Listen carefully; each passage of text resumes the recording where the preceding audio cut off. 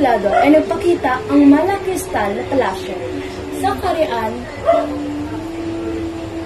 sa liwanag. Si Don Juan ay nakasuot ng mga marangal na kasuotan.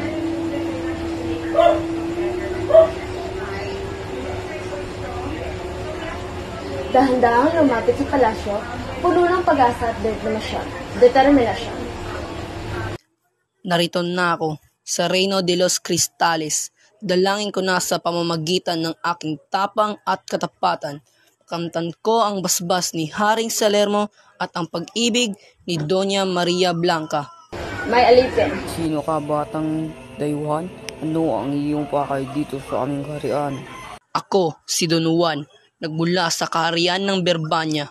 Nais kong harapin ang pagsubok ni Haring Salermo upang makamit ang karapat-dapat na pagmamahal ni Doña Maria Blanca. Ang iyong pagdating ay may dalang pag-asa, ngunit hindi basta-basta ang daan patungo sa aking anak. May mga pagsubok akong inihanda upang masubok ang iyong tapang at pagkatao. Handa akong harapin ang anumang pagsubok, o hari. Ang pag-ibig at katapatan ko ay magiging patunay ng aking hangarin. Don Juan, hindi ko na matiis ang mahigpit na paghawak ng aking ama. Oras na upang tumakas at iwanan ng tanikala ng kaharian.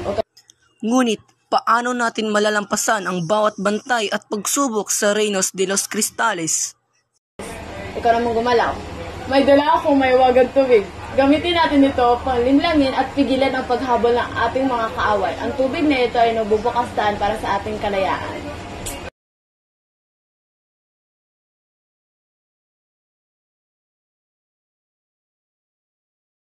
Mga taksil, hindi niyo aakalain na kayo'y makakalaya ng walang kaparasahan. Lagi si Doña Marian ang mahiwagan sa tubig. Ang lupa ay naging dagat at ang makamutido ay naging mga talog. Ang makapangyarihan ay yung matubig ay tunay na mahamang-hamangha. Ngayon, tila may pag-asa tayo makalaya ng gasol.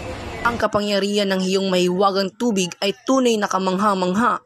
Ngayon, tila may pag-asa tayong makalayo sa kasamaan ng kaharian. Ang ating pag-ibig ay tapang nagdala sa atin ng bagong simula. Tayo samahan ang ating pag-asa tungo sa isang bukas na walang pangamba.